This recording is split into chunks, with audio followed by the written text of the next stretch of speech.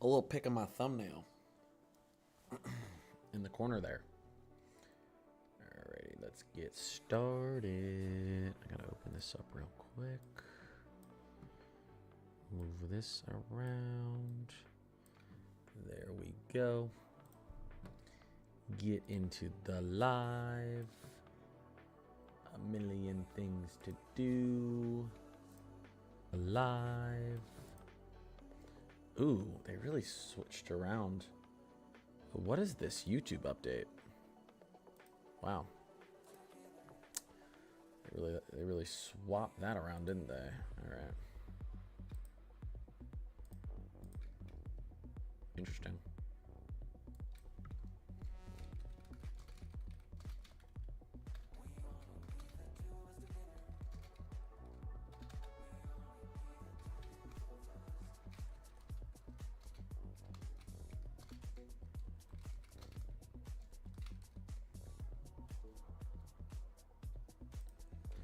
That'll have to do. What's going on, guys? My chat's over here.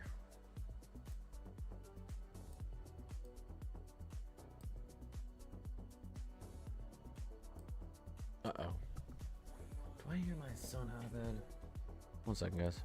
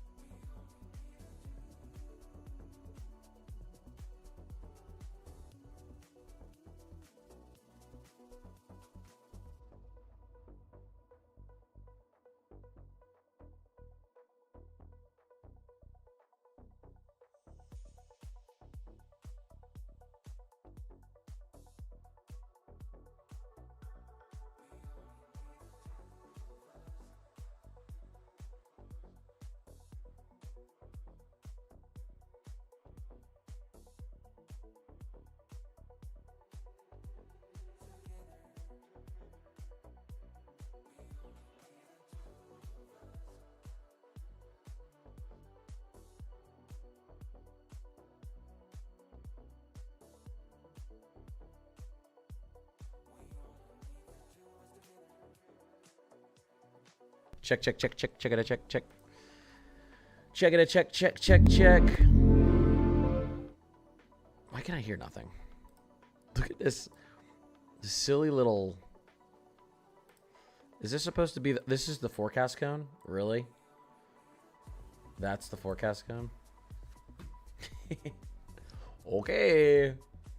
Whatever you say, National Weather Service.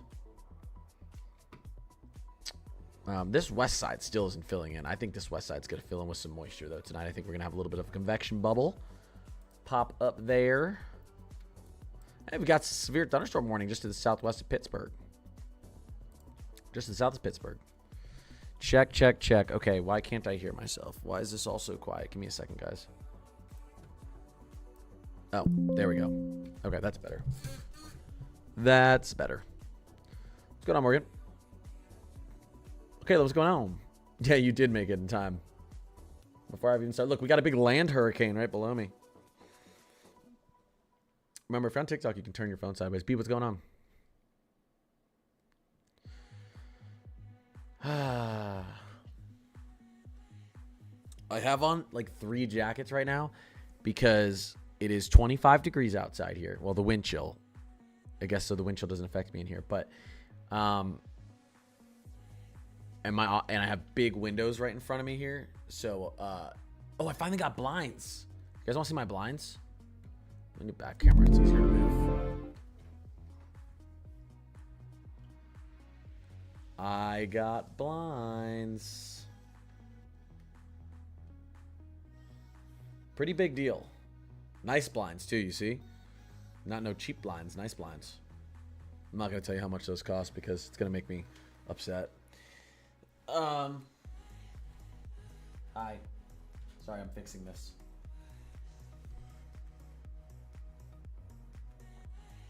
Yeah, trust me. You guys would be very angry.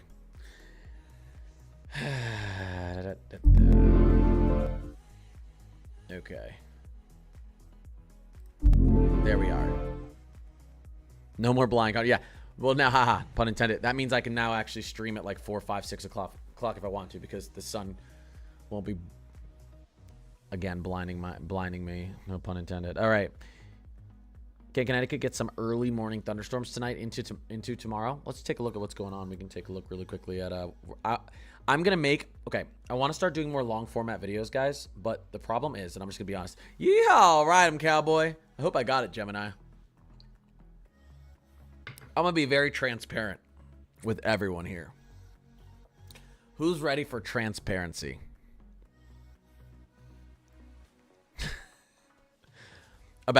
This is going to be about my channel, growth, monetization, issues. It's not overly transparent, just transparent enough. Yeah. Here's my issue. I would like to go full-time. Well, okay, well, obviously I want to do this full-time. I would like this to be my job. I have a good job, though, right now. I have a good job. I'm an underwriter, and it's pays well, and it's a good job, and I actually... Believe it or not, I'm not just saying this in case my employer sees this. I actually do like my job a lot. But obviously, like everyone's like dream is to like, you know, do what they love, like their passion, get paid to do their passion. So obviously my goal has always been to do this full time. Eventually I have to, you know, I have to make enough money to support my family doing this full time, which I don't yet. But, it's been this like 2-3 months of absolutely nothing happening, like significant weather-wise, has been rough because I spend a lot of money on all of my software for streaming. I mean, and subscriptions. I don't know, $500 to $700 a month just to stream. And I also spend about 30 to 40 hours a week on it, plus my full-time job and with my kids. So it's like really tough. And don't worry, I'm not asking anyone for money. I don't need your money. Unless Claire's in here. Just kidding. But no, it's really, it sucks. New information. This severe thunderstorm warning has been updated. We'll take a look at that. It kind of sucks right now. And I was talking to Mesomat about this too. A lot of weather streamers feel this when you have these like lulls, and I'm just spending money to be able to stream. I'm just spending money. And then you see like all the hard work, you see your followers go up, and then they plateau for months. But I don't slow down. Like I don't stop posting videos. I don't stop streaming. I work just as hard, but there's just nothing for it. Just three to 4 months of not only not getting paid, but paying to stream. It is a grind, but everyone does it who want, you know, that's part of the price you pay when you're trying to grow a channel and you're trying to make something, you know, a hobby that you like doing profitable. But I'm telling you, it makes it a little bit more exhausting. But that being said, I plan on just going harder and harder. We're going to do more merch giveaways. I'm going to have 2 more training videos out this week. Promise. The one's edited and done. I just have to figure out when I want to post it. And the streams are going to continue. And it's about to be winter time, so I think it's kind of going to pop off. Especially when I talk about what I'm about to talk about here. We're predicting November 5th to 15th, potentially record cold temperatures across the east, even maybe a little snow into the Ohio Valley and upper Midwest early November, October or late October, early November. But I'm telling you guys, I need the Northern Hemisphere to pick it up, which it kind of is right now. Okay. Someone was asking about Connecticut.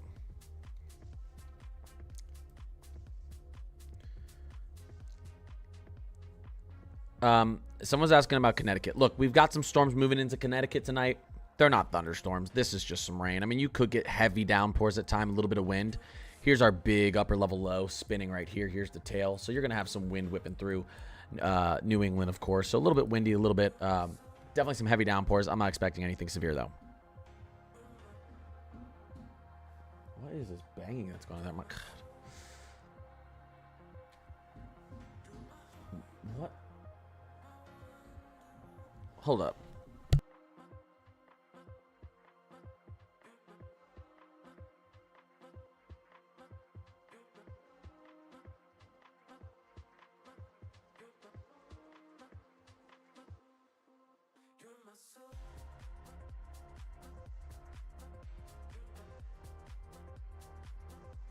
Oh, my son decided to wake up and cause a ruckus.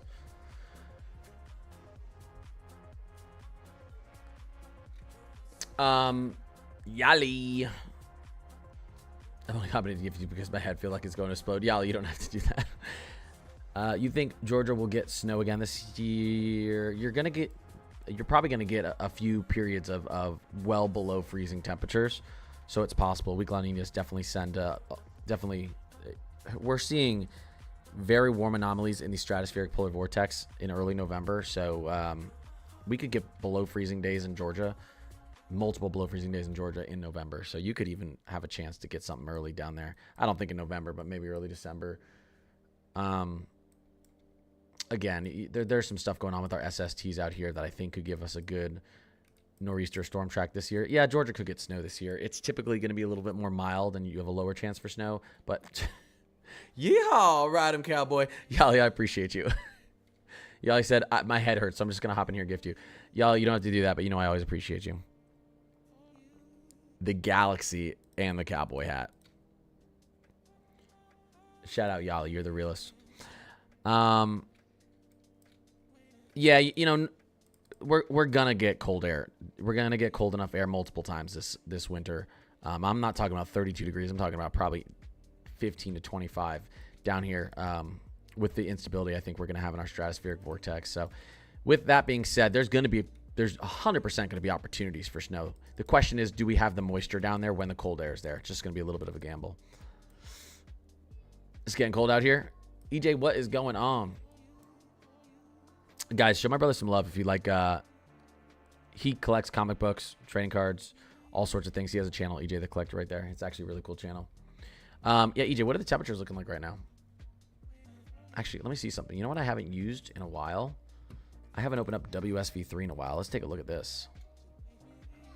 Let me do this. Pop it up on my satellite side. Hi, Fisher.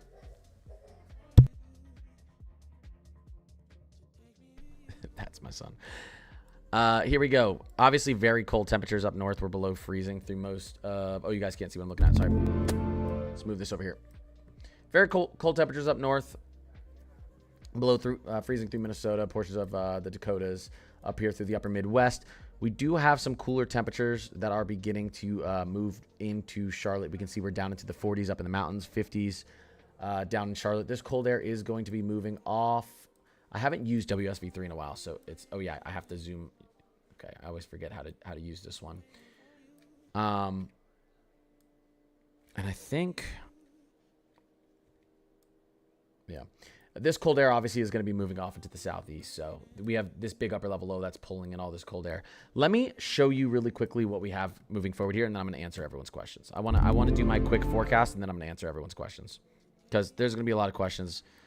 We're gonna cover Tropical Storm Melissa. All the listen. There's some models that still take it near Florida, so we got to talk about that. Surprisingly, a lot of our model guidance actually makes this a very strong hurricane. The strength of a hurricane does affect its steering, so that's something we definitely need to talk about. And very cold November, I already talked about that. A little bit of snow ahead. So let me talk through this, and then I'm gonna answer questions. Well, I'll answer a couple more questions real quick before I go through it. Don't get your hopes up on snow. Yeah, I mean, Floridians, you should never get your hopes up on snow. Not possible, though.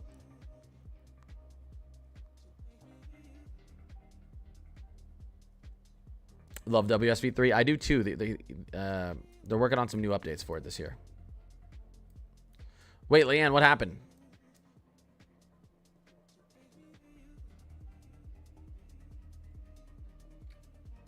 Yeah, does anyone have any questions before I get into my... we're going to cover everything. Moving ahead here.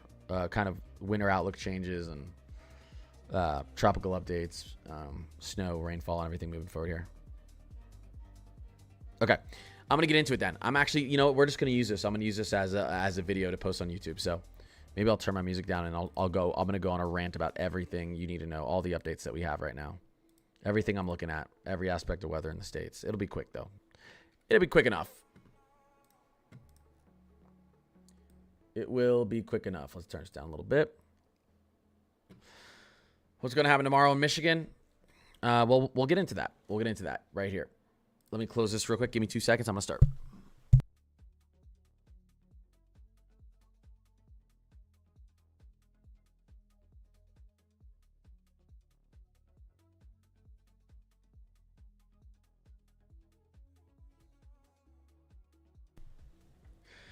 All right, where to start? Where to start?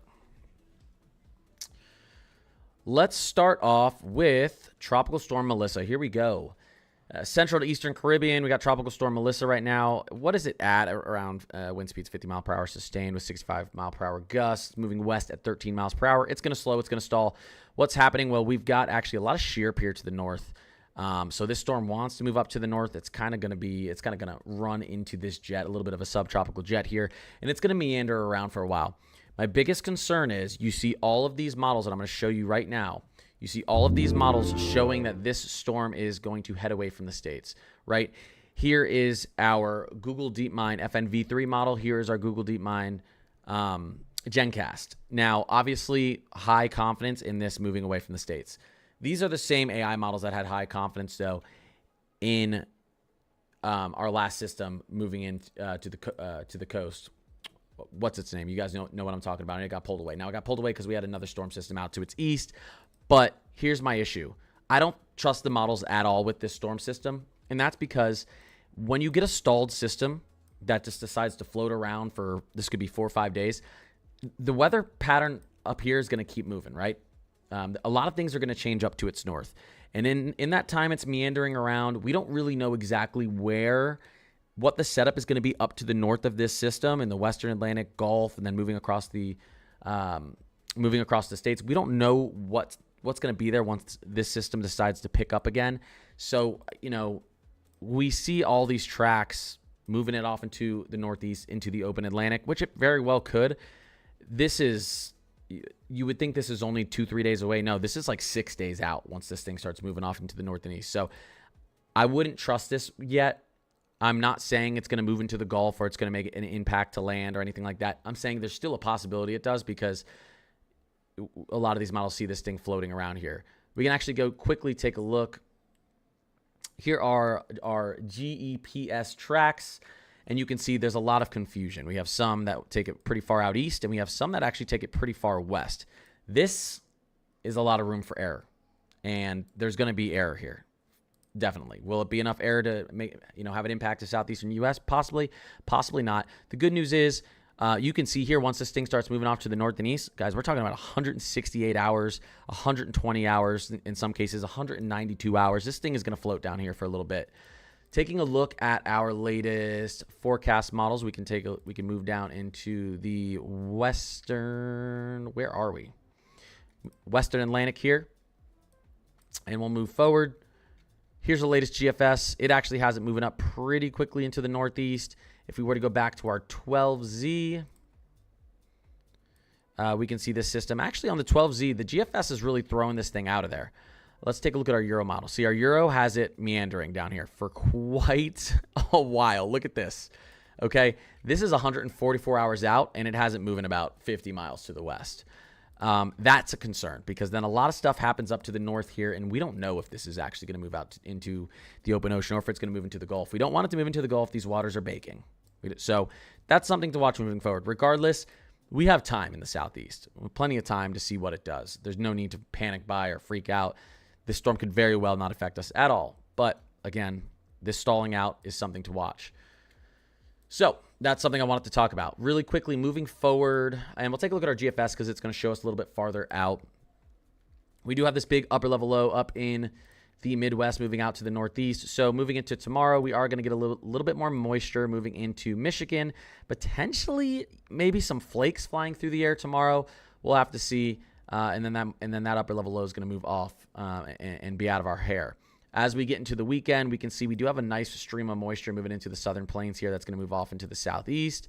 And we've got another kind of burst of cold air that's going to begin to move in here up through the northwest. Another storm system there. You can see a lot of snow falling in and around the northern Rockies and Pacific Northwest in the higher elevations.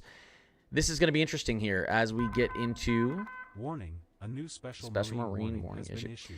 This is going to be interesting as we get into early next week. So there are some models that actually do bring a little bit of snow on the back end of this system into Minnesota and the Dakotas. But we are expecting at least a decent amount of moisture through the plains and then down through portions of Dixie Alley. This could end up being severe. So what we're looking at here is potentially next Tuesday, Wednesday, Thursday. We're going to have to watch out here. This could end up being a severe outbreak through Dixie Alley. And by the way, behind this is a lot of cold air, but we'll get into that in a second. So as we get into the middle of next week, now we're talking the 29th, 30th, and then 31st. Right now in the GFS, the Halloween looks like it could be messy up through portions of the Mid-Atlantic and New England. I'm telling you right now on the 12Z Euro, it does something a little bit interesting here, and I want to show you that.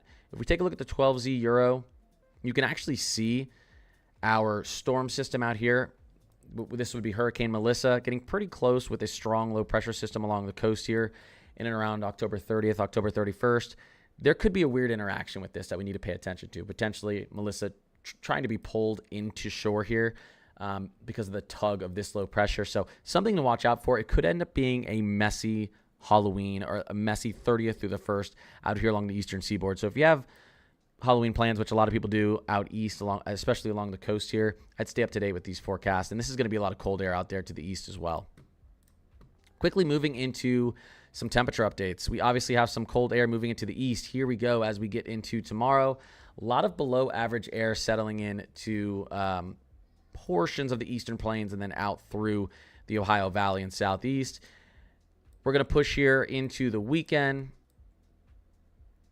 Here we go, get into Thursday, Friday. A lot of that cold air sticks around out east, and then we get a little bit more warmth pushing back into the west and the plains. Getting into early, and you can see the weekend's pretty warm out here through the central plains or through the central U.S. Getting into early next week, a lot of cold air again pushing back into the west.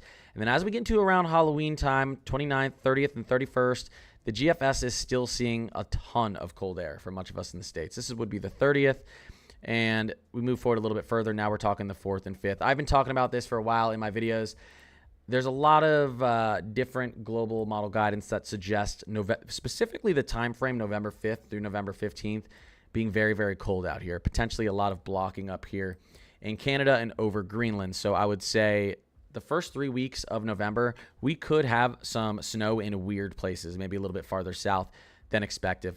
Because I think we could have, if we get that negative NAO set up with this enhanced polar jet we're expected to have as we get into early November, we could have a lot of displaced freezing air with a little bit of moisture to feed off from the Gulf. So if you're looking forward to potentially some early season snow, watch out the first 3 weeks of November through the central plains and out east. I did want to mention this is through the November 2nd. This is our national blend of models. Our national blend of models always underdoes the snow because it's taking into account model runs that don't show any snow and model runs that show snow.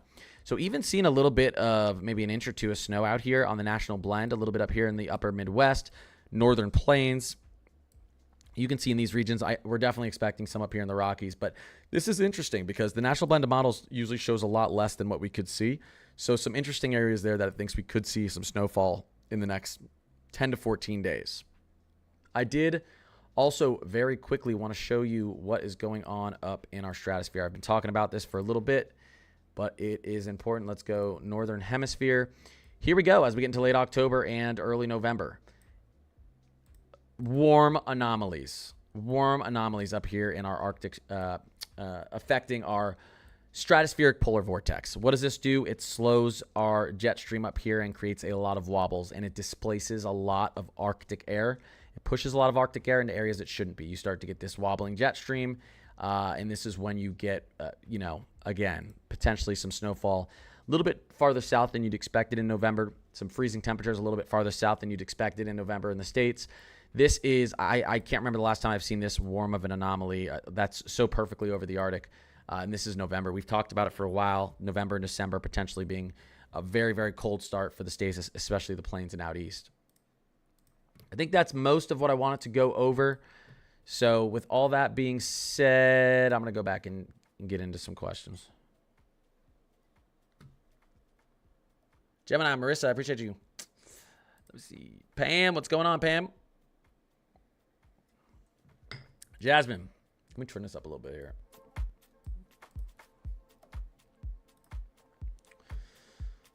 Newfoundland here. Interesting. I want to tell you what I think your winter would be like, but honestly, that's a tough one for me. My PA lawn needs some H2O. You're gonna get a little moisture up here coming up. We could just really quickly take a look at the 5-day precipitation here from the Weather Prediction Center. Let's look at our, we'll look at our 5-day precipitation. Actually, not much rainfall for PA, if we're being honest. Decent amount for New England, and then a decent amount down here through the Southern Plains, Mississippi Valley. A lot of moisture out here, Pacific Northwest, tons. But most of the snow is just going to be high elevation, or all of the snow should just be high elevation this time of year. Enjoying the cool down? Yeah, we'll get a little bit of warm up this weekend, but then there's more cool air to follow it. We're not going to be in one of these sustained warm periods for a while, I think. Am I saying the South could possibly see snow before January? I am. I think we could get like snow through Nashville in late November with what's going on with the stratospheric polar vortex. It's not guaranteed, but this is, as I've said and as a lot of people have pointed out, looking like it's going to be a colder winter up front than, like, meaning November through mid-January. We could see a more active winter storm track and really unstable stratospheric polar vortex that could displace a lot of cold air down in the south, a way below average cold air than for your normal La Nina season. Second half of winter right now is looking a little bit warmer to me, I'm being honest, but that's a little bit farther out, so we'll see. When it's cold on Halloween here, I know it's going to be a cold winter. Is that a trend that you've noticed? We'll have to look at the analogs on that. A lot of people know where they live. We'll say stuff like that. I mean, like, where I lived in Florida, it's just always subtropical, so you can't see any trends. It's like, okay, it rains every day, but rains every day at 3 or 4 o'clock, for 9 months of the year. But yeah, I know a lot of people up north and out in the plains. You guys get who've lived there for a while.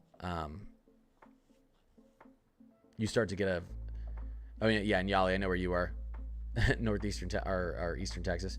You start to get a feel for your weather. Kansas City severe weather.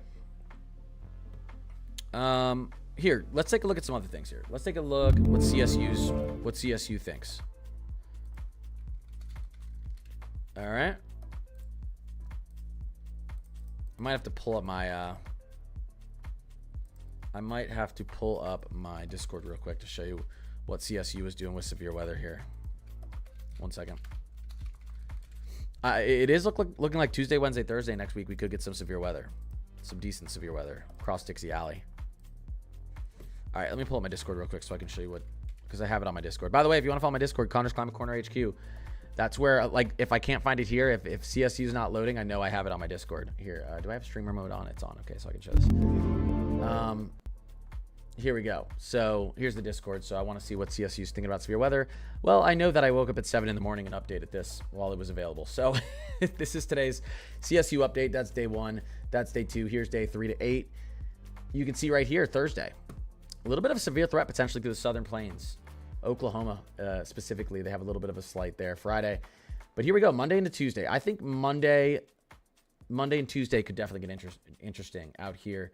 Eastern Tornado Alley, and then through portions of, northwestern Mississippi Valley, western Ohio Valley. You can see right through here, northeastern Texas, Arkansas, Oklahoma, Missouri, Iowa, portions of Minnesota. That's something we should watch. That's CSU. But the way I like to look at it, anyone who knows me knows I like my low-level jet for predicting severe weather. I think it by far gives you the best look at it. So let me go to my Euro here. I'll go to my 12Z. And then let's go to our 850 millibar jet. Why? Because wind shear, our 850 millibar jet is what controls the moisture flow off the Gulf and what displaces the heat near the surface, which allows for that evaporation and condensation and latent heat release. And it also is what can produce those twisty boys, tornadoes. So here we go. You can see this jet enhancing right through this region. And it's doing the right type of thing here, pulling this moisture off the Gulf. This, to me, definitely a little bit of a severe watch. Now, the timing of this, I'm not sure about. I don't know if the 18Z...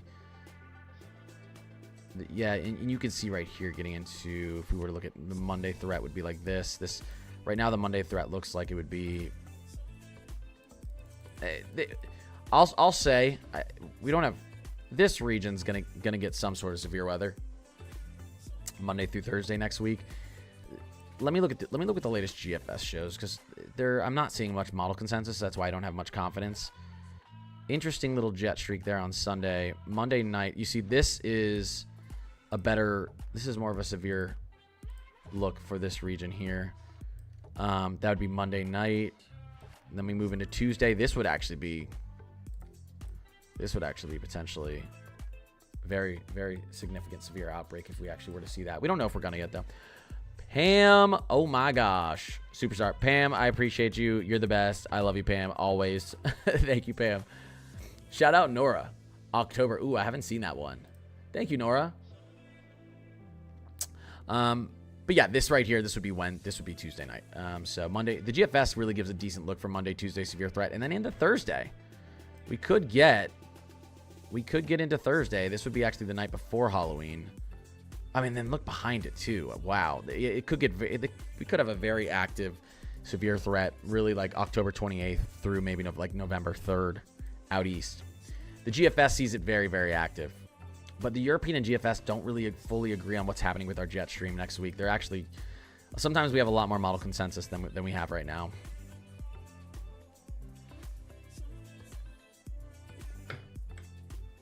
Couple rumbles of thunder in Maryland tonight. Let's take a look at that. Yeah, I can see that. You got some higher cloud tops through.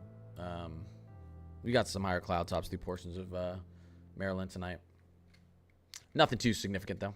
I wouldn't worry. Actually getting a decent line of storms right out here, which is interesting, right to the south of Pittsburgh. You got a severe thunderstorm warning out here. I don't... Actually, no, it just expired. That's good. That's good. I was about to say I don't think it's going to be too severe. Do you think Euro or GFS is more accurate for severe weather? It's interesting. My honest... It's weird. The European does better with temperatures and does better with snow. I do think the GFS actually does better with severe weather and with rainfall. And with the tropics. I know it gets it wrong a lot, but it can also see a system way farther out than the Euro. The GFS saw this like 2 weeks ago. Now, a lot of times the GFS is wrong, but it can see the potential farther out. The Euro didn't even put this on the map till like 48 to 72 hours ago. So the GFS is better with rainfall, warmth, severe weather, tropics, and the Euro typically is better with temperature and winter snowfall. That's how I like to look at it. It's not 100% though. Sometimes one of them wins in weird situations. Does Minnesota have severe risk next week? Potentially. I mean, the Euro 12Z, if the GFS ends up being more accurate here, we're still a little bit far out for it to be too accurate, but the GFS ends up being pretty accurate here. Yeah, there's potential for a severe threat through. This would be potentially a severe threat through Minnesota next Monday night, right there. A little bit of a, let me actually look at it the way I like to at our low level jet. A little bit of a jet streak right through there. Monday night, right there. This could end up being actually a severe threat for Wisconsin, Iowa, Illinois, Missouri, eastern Oklahoma, northeastern Texas, Arkansas, western Kentucky, Indiana. Could be something like that. But again, that's 150, 160 hours out. We got to see how that develops.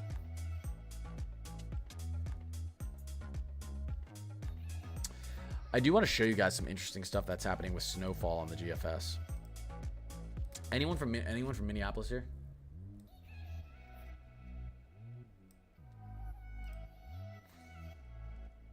Anyone live up in Minneapolis or Minnesota in general here?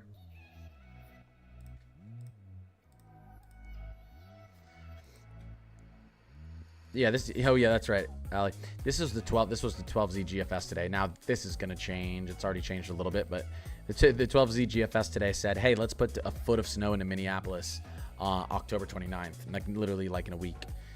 Now you move it to the 18Z, of course it's adjusted, but it still thinks that we could get cold enough temperatures. You can still see some snow showers, even with the updated GFS wanting to move through the upper Midwest, potentially even some flakes falling in Minneapolis again. So we'll see. It's believable when you see kind of how it has this system diving down, but the Euro and GFS see this differently. You can see this. This would be a big, this would be a nice push of cold air through the upper Midwest into the Ohio Valley. So you can kind of see our bear clinic zone here. 18Z let you down. It's going to change. It's going to continue to go back and forth. But the cold air, look at this. I mean, look at the end of the GFS. The end of the GFS thinks we're going to get snowfall into Omaha, Nebraska. Like November 5th, 6th. Thinks we could get snowfall into freaking Kansas City in the first week of November. Okay, now, again, don't pay attention to this too much. I think this is going to change. But the end of the 18Z shows snow for this region here. This would be early season snow if that happened. I'm not gonna hang my hat on that one. But we're seeing cold. Like I said this 3 weeks ago. I said I think we're gonna see some snow in places much farther south than we'd expected in November. And hey, now you're seeing the GFS threatening Kansas with snow early November. Don't put that on me. Yeah, this wants to drop snow into Omaha. Let me actually look at what's going on here with GFS winter snow map just for fun. Just for fun. There's the 18Z. There's the 12Z that wants to dump snow into Minneapolis. The 18Z that actually wants to put a tiny bit of snow down here. Look at this. Through this entire region. Not a lot. Inch or two. But that would be interesting. Let's take a look at our latest. What's the GFS think for our latest? Let's look at GFS. GEFS extended winter 35-day snowfall. There you go from the GEFS. Let's take a look at our European. 46-day snowfall. There you go. That's where it thinks we're going to have snowfall within the next 46 days. There's where it thinks we have snowfall within the next month.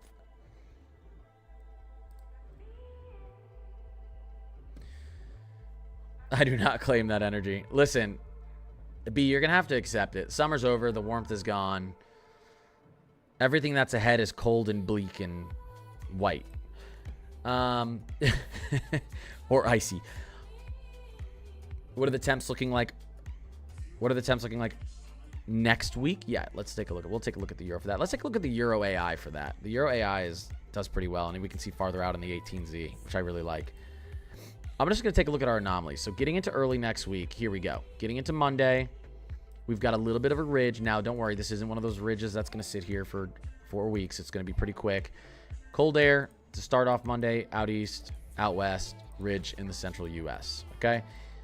Moving into Tuesday, Wednesday, and Thursday, right? As we get more and more through the week, we're starting to see more and more cold air sit into the plains and out east. So as we get into Wednesday, Thursday, it looks like it's going to be a pretty chilly time for the eastern U.S. You can see this kind of continues as we get into next Friday. And then the weekend, we still see average to slightly below average temperatures for a lot of the people out here. Not everyone, but for the most part.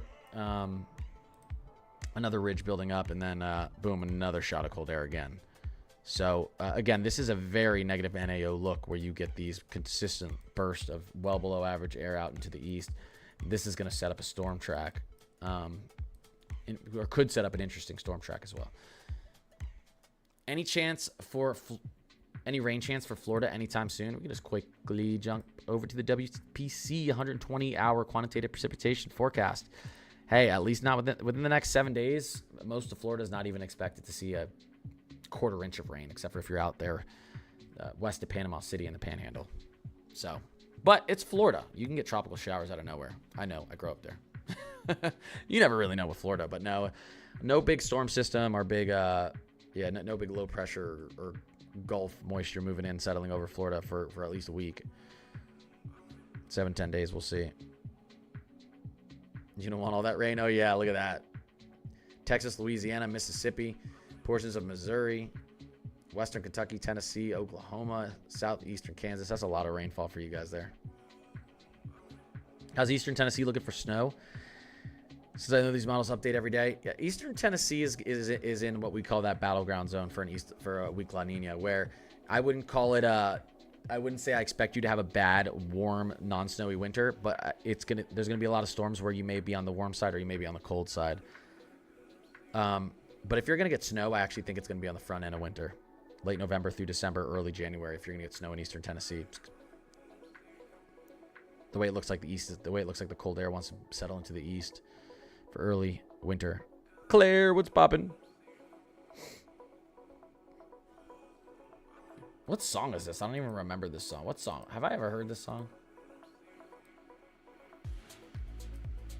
Am I even playing my right playlist? Oh, yeah, this is a new one. I added some new music. You know what I mean? I gotta spice things up for my chat. I was like, I'm getting tired of hearing the same music. What's with the lake effect rain? Wait, we have lake effect rain going on right now? We do have lake effect rain going on right now. I'm listen, another busy day, okay? Sometimes you guys come in here and point stuff out that I wasn't even paying attention to. This is 100% lake effect rain. You can tell. This is just not normal, a normal setup of rainfall. And then you have this big gap in between here. That's funny. Lake effect rain. What are the temperatures here? It's probably very close to being lake effect snow. Are our temperatures not in the at least between probably 35 to 45 here? It's probably very close to being snow. It's probably freezing rain here. Not technically freezing rain, but very cold rain.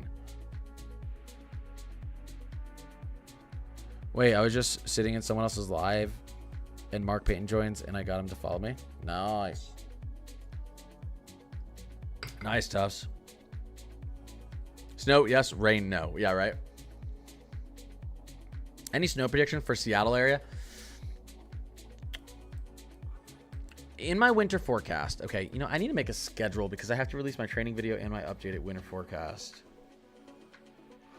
I would say I want to release one of those tomorrow, but also there's so much going. Well, no, this thing's going to meander for a little bit.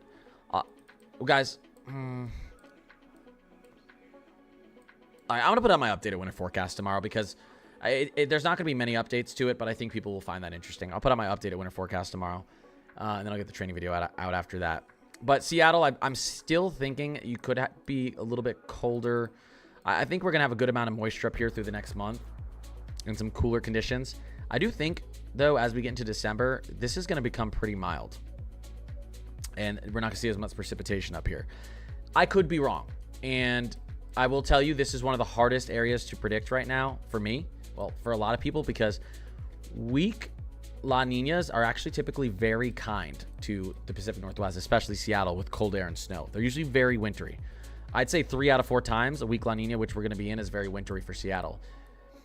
There's a lot more warmer air up here than there typically is. And the way things are looking, and with what I see happening with our stratospheric polar vortex and how that could amplify the troughing through the central and east, I just feel like there's more of a chance of ridging out here through this winter. But if you like winter and you want snow in Seattle and you want cold air in Seattle this winter, rest assured that this is the one that I'm really struggling on predicting, because I'm going against the grain. You typically do have a much colder and more wintry type winter along the Pacific Northwest in a weak La Nina. Better chance for snow in low elevations like Seattle. So it's not what I think is going to happen. But you do have a ton of moisture coming in right now. It's just not going to be cold enough for snow. It's going to be snow in the higher elevations. Discord is Connor's Climate Corner HQ. Connor's Climate Corner HQ. Add me on there. When I'm done with the stream, I'll add you and I'll make you part of the climate crew. It's an awesome Discord. You can see everything in there. It's updated every day.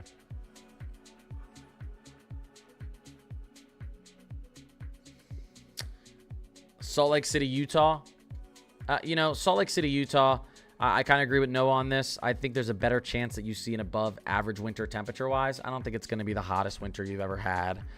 I don't think your ski resorts are going to struggle terribly. You're going to get you're already seeing some early season snow that's helping to set the pack up there in the mountains. But yeah, I mean, with this type of setup, you're probably going to have a jet stream that wants to settle in a little bit north of Salt Lake City, Utah. So when we say an above average winter, that means if you were to average out the month of December, January, and February, that doesn't mean you can't have a very cold January or a very cold December or very cold. But I do think on average, Utah is going to be a little bit warm. Not warm, but above average. I saw an SBC for Monday. The severe weather may happen. And I'm like, what the? Yeah, did they move away from that? Let me see. I thought they might have been moving away from that. SPC. Okay, they have that day 3 there. And then look, they took everything away. So our day 3, what's today? Tuesday, Wednesday, Thursday. So they do have a Thursday here. Yeah, the model shifted, and didn't they have something down here and the model shifted and they just erased it? It's very funny. This is our Thursday. You know, CSU thinks we could actually have a slight risk down here on Thursday for Oklahoma and Texas. So let's pay attention to that.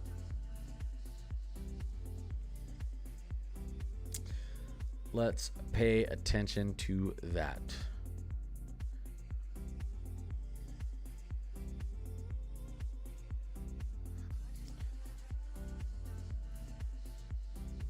Yeah. So Psycho Ward would rather me collect data from weather balloons and then actually pull up my notes on stream for you guys and do actual algorithmic calculations of the weather data from balloons across the U.S. And with those solutions from these equations, go into, you know, state by state and city by city and town by town, what I think could happen over the next week, because that would be much more enjoyable for my stream than looking at models that actually do that for us.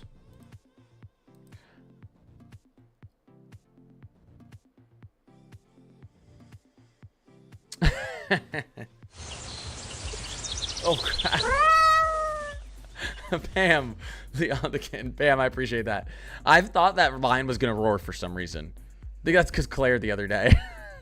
Pam, you're awesome. I appreciate you. Listen, I'm a weather enthusiast. I went to school for meteorology. I did not finish my degree. I was there for about 3 years. I do plan on finishing my degree. There was things that went on in my personal life that I didn't end up finishing it. I got 2 little kids now and 2 jobs, so I'll finish my degree. But I've been studying weather my whole life. I was studying weather before I went to school for it, while I was in school, and then after I left school. So, got to find a little bit of time to finish up the classes that I need to for that beautiful piece of paper. Went to Florida State. Florida State actually has a great meteorological program. So I wish I had finished it up there because I really did enjoy my time in the meteorology major there. But I'll have to finish it up somewhere else, online likely. You're going to work? All right, Allie. Appreciate you.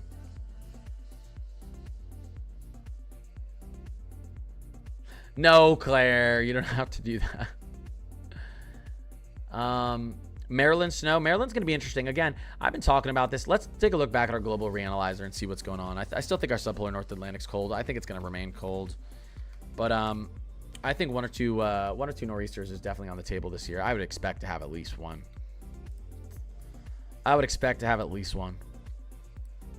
Yeah, subpolar North Atlantic still cool. A little bit of a warming trend potentially, but we're still about right here.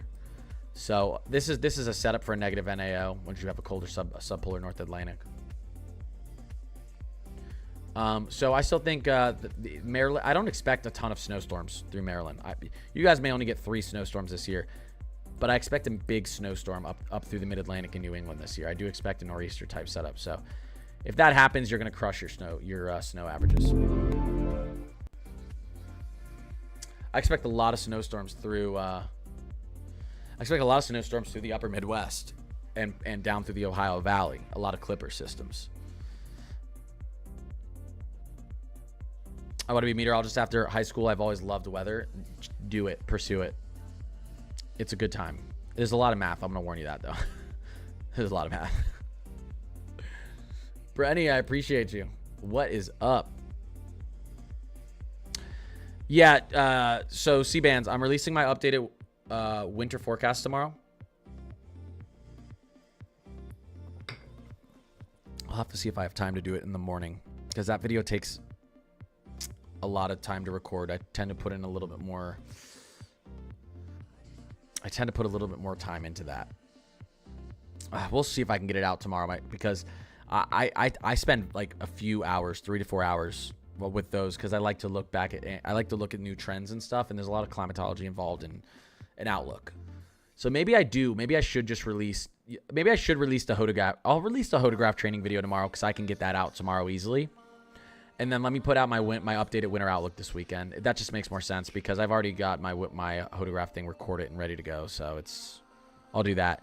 And then I can finish up the sounding next week and then move on to climatology training. I wish I could do it faster, guys, but I've been putting 60, 70 hours a week into my 9 to 5. So it's just trying to find time. But I'm getting all there. Join the Discord. It'll all be uploaded in there.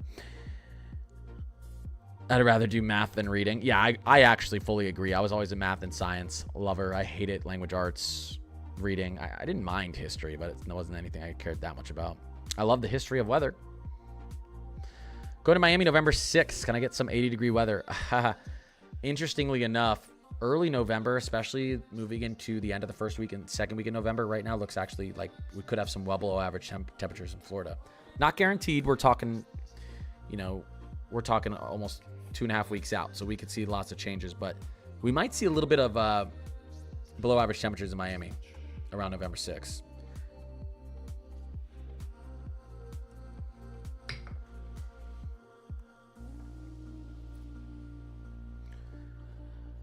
I also want to be a storm chaser too, but it's very dangerous.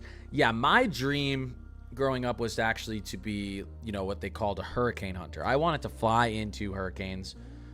And, they fly in, they drop the barometric pressure readers, and they send that data back to the NWS. And I think hurricane reconnaissance flights are so badass. That was always my dream to do that. A lot of stuff happened, I went to school for meteorology. Took a decent amount of my major, and stuff happened. I ended up having to move home for a little bit, and then it's a long story. I'm not going to get into it. I'm not going to get into the history of Connor, but, my passion for weather never stopped. I never stopped studying weather either. So I'll get my degree. It's just it depends. We'll have to see when. Hopefully sooner than later. I want to finish it up. I will say it would be a lot easier to finish now than it was when I was taking it, because I have an extra 10 years of studying. So the math is definitely something that you can't prepare for, though. They want you to understand how the models work behind the scene. They want you to understand how the weather algorithms work behind the scenes, and how they collect data, and how they transfer that data into future casting. So stuff. Let's see. There's some red there looking like it could get ugly. Yeah, here's what's interesting. And actually, I want to show you a better view of this storm, guys. So if we were to look at, this is the best way to look at this. Let's go into analysis tools, satellite imagery, Atlantic, Western Atlantic. Okay, let's go into, actually, is true color going to work right now? It's getting dark. Okay, that's fine. Here's, through true color, you can actually see where the circulation is. So here we go. Now, where is the actual center circulation on this storm? Because earlier it was actually displaced up to the northwest. I see this.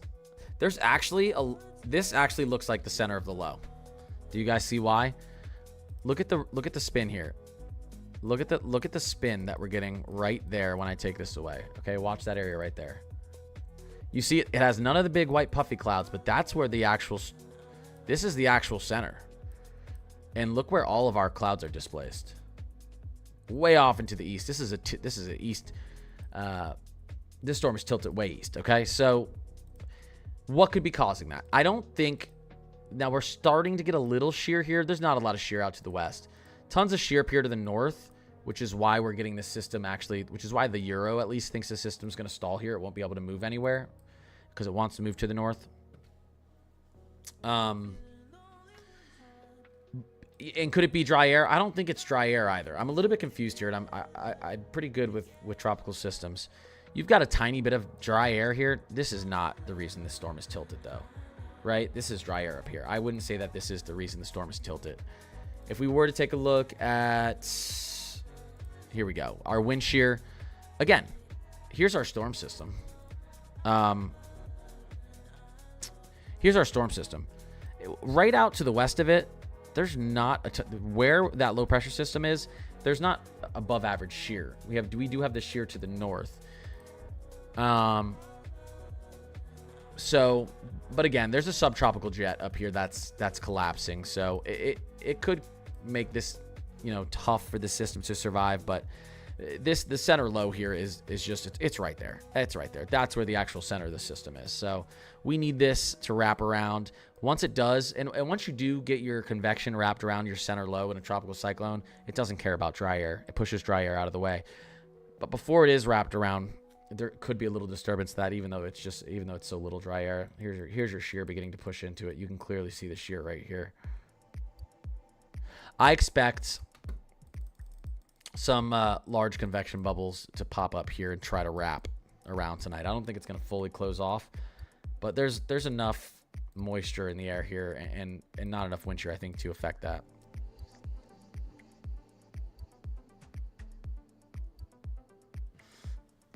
No, same, Leanne. Wait, Leanne Cantori. Yeah, oh, wait, Leanne, you've been busy? No way. I don't believe you. Very interesting. Yes, Brian, I think it's we'll see what's going on with this thing. I do think though that this shear actually to the north is going to lift. This is going to lift, and we're going to have a more favorable environment for strengthening in here. That's why BT dubs, if we were to take a look at Melissa, you actually see most models showing this thing strength getting pretty strong. You can see the pinks, the purples, the bright reds, the dark reds. These are all category 3 to category 4 systems. So if we were to take a look, check it out here. Big bulk of our models have this thing at least getting to a category 2. We have 4 hurricane models, 3 hurricane models bringing this thing to a cat 5 or approaching a cat 5. So that wouldn't be happening if we didn't expect that wind shear to lift to the north and for the environment to become more conducive for strengthening. Which is also why I think, oh, wow, we haven't even looked. Oh my God, I'm a dummy. We can look at our hurricane models now. Let's look at our HWRF.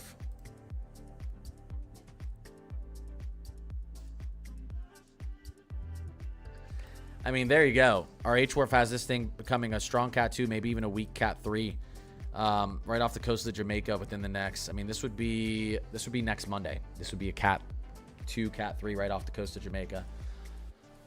HWRF does very good with strengthening, or very good with strength forecasting. Not the best with actual tracks. Here we go. Our HMON. Is this what I'm in right now? Our HMON has this becoming a category 5 hurricane, or close to it, and tracking actually south of Jamaica. This would be really bad. So our HMON, this would be worst case scenario because we have cat 5, and this would actually be way west. This would be way west. This system would be out here. And eventually it would probably be tugged to the north. But if it were to get out there, then we have a threat to Florida. So that's why I'm saying hold on here. Let's see what happens with this system. I still think Florida is going to be okay. Southeast is going to be okay. But there's some interesting model runs here. Havze has this becoming a strong hurricane as well. Cat 2, Cat 3 potentially. These are all our hurricane models. They're supposed to be better at hurricanes than our globals. Here we go. Havs B. Strong hurricane as well. Does this move off to the west under Jamaica? Yes, it does. Does the same thing. Cat 3 potentially moving off into the Western Caribbean, which is what we don't want to happen. So this is HAVS, Hurricane Analysis Forecasting System, and then HMON is... Actually, I don't remember what HMON is. I know HWRF is Hurricane Weather Research and Forecasting Models. Does anyone remember what HMON stands for? I actually don't remember HMON. I know Hurricane Analysis and Forecasting System and Hurricane Weather Research and Forecasting. I don't remember what HMON stands for. Whatever.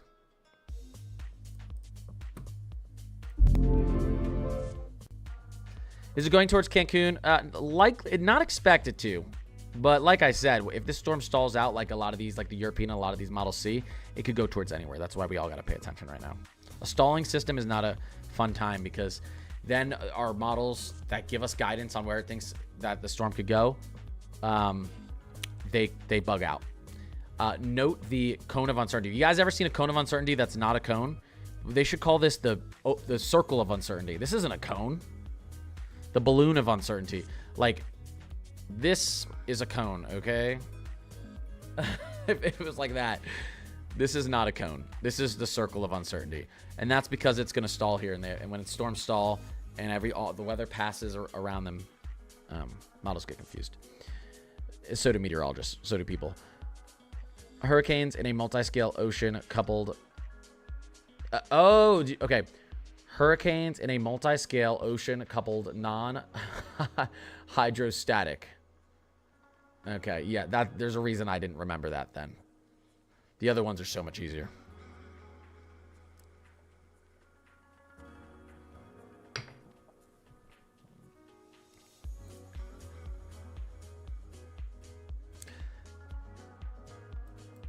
Yeah, I mean, right now the thought is out east because you have a subtropical jet that's moving obviously easterly, southeasterly, but this may take too long to get up to the north, and then it's gonna float around. So, okay, I'm gonna be putting out my hodograph video tomorrow, and then hopefully I can finish up the sounding training, and we can move on to all sorts of fun climatology stuff. But again, to summarize this, we don't know where this is going. I do think it's more favorable to go out to the open ocean, but a stalling system tricks models. So I would still say this is a possibility. This is a possibility. I'd give this like a 70% chance, and then I'd probably split this over here and say 15 and 15% chance moving off this way. So let's watch out for Melissa. The GFS also, some models also see another system forming here and here. I don't know. I think as we get into the second week of November, we're going to have a lot of sinking air out here, and our hurricane season could end early. Last couple things here. Obviously, the trends are for the east to be very cold through November. You can see a lot of cold air continuously funneling out east. We get that push there, and then we get another push here. So this is expect well below average temperatures. I think for the in general for the first 3 weeks through the plains and out east. We could have some interesting snow through the central plains, upper Midwest, inner New England, northern Ohio Valley too in November, just because of the disturbance up there in the stratospheric polar vortex. So this right here, this is what causes polar vortex collapses. Heat buildup in the Arctic slows down our low pressure system up there and allows it to wobble down to the States. Anyways, yeah, I'll be back on tomorrow. Actually, I'm not streaming tomorrow. I will be streaming Thursday. I'm going to release another video tomorrow. I'll probably release 2 videos tomorrow because I'll release a training video and then updates on all this stuff.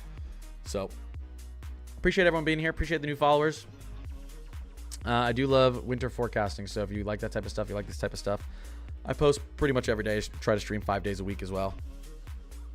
Mods, you're awesome. I appreciate everyone who just participated in chat, donated, just being in here. You don't have to donate. You don't have to follow. Just being in here, helping the algorithm is awesome. But I appreciate all of you. Yeah, everyone have a great night and happy early hump day. And I'll see you Thursday. I have family coming into town Thursday. I'm actually excited, but I should be able to still stream through the weekend. Yeah. Night B, night Jasmine, night Pam, night Jazzy. All right, everyone have a great night. See you.